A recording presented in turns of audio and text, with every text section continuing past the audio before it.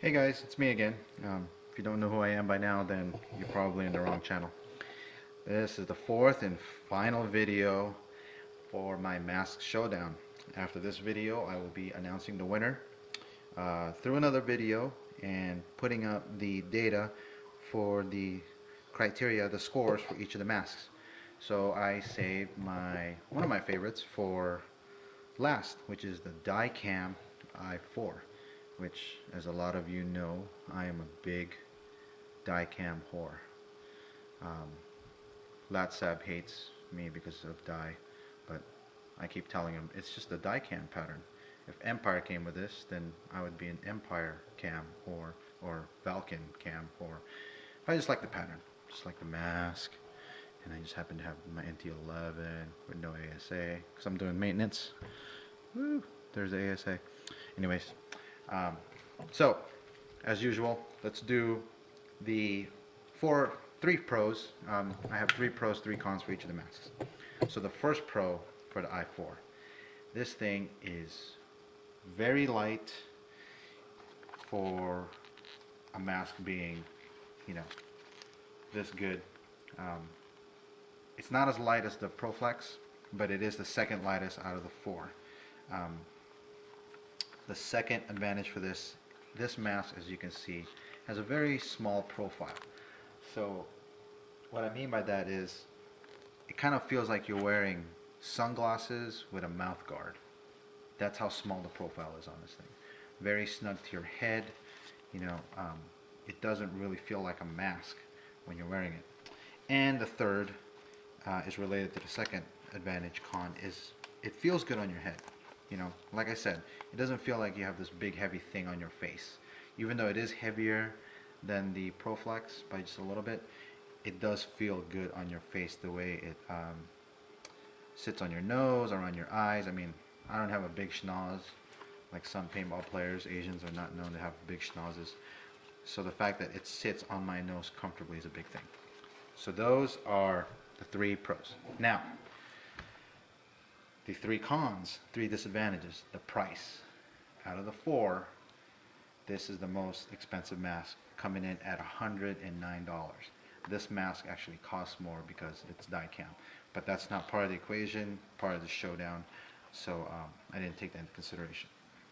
The second disadvantage, you know, one of the advantages is it's small, it's light. It's also a disadvantage. If you have a big head, I don't recommend this mask at all because it's really small profile, lightweight, not good if you have a big noggin. The third disadvantage, I think it's a common fact, I don't know if you want to call it fact or tidbit, this is very lacking, this mask is very lacking in chin protection. In fact, one of the criteria is what I call chin drop. If I open my mouth fully like I'm screaming at the field, 100% of my chin is showing. And you know, if you get bunkered and you happen to be communicating, you're going to get your chin blown off. So those are the three cons. Now, real quick, let me show you how to do the lens removal, which I've been doing for all the masks. This is probably tied for second in terms of ease of lens removal. ProFlex is being the hardest because, in my opinion, if I can't figure it out without reading the instruction manual, it's too hard. So profits first, second would be events, and I-force are tied.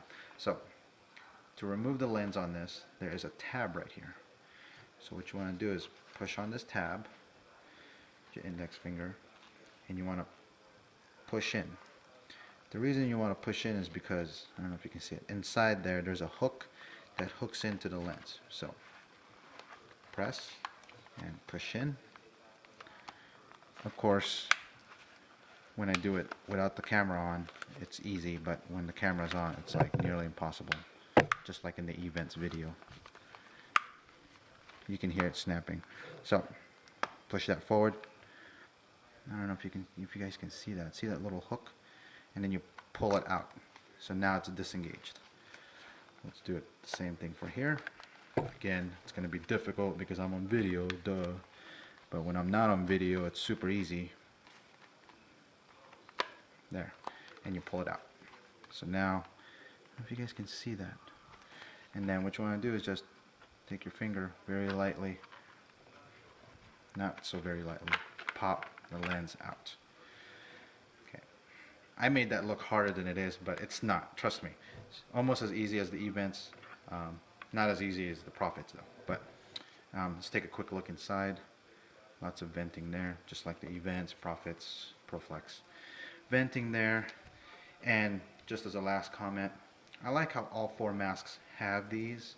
So if you ever play a long scenario, you can actually put a fan here.